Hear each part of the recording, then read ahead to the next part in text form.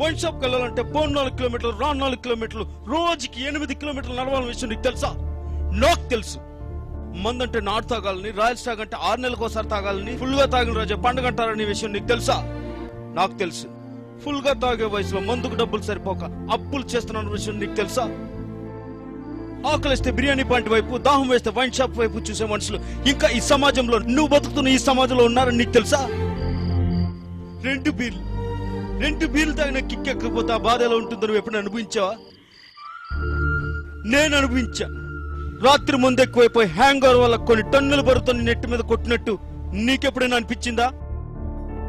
మందు దొరికి glass water packet దొరకకపోతే ఎంత బాధగా ఉంటుంది ఎప్పుడు నువ్వు అనుభవించావా? నువ్వు ఎప్పుడైనా అనుభవించావా? మనకి ఈ సమాజంలో తాగడానికి మన దగ్గర ఉన్న పేరు, మన దగ్గర ఉన్న అధికారం, మన శక్తి ఏది సరిపోదు. ఈ జనం మధ్య తాగలేక దూరంగా పోయి తాగాలని నీకు ఎప్పుడైనా అనిపించిందా?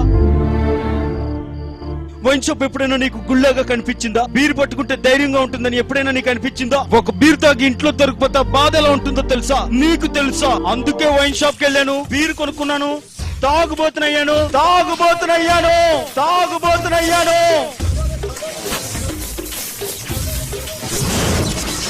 ఇక్కడ మందు గురించి మాట్లాడే హక్కు నాకు మాత్రమే ఉంది. నీకు లేదు, ఖచ్చితంగా నీకు లేదు.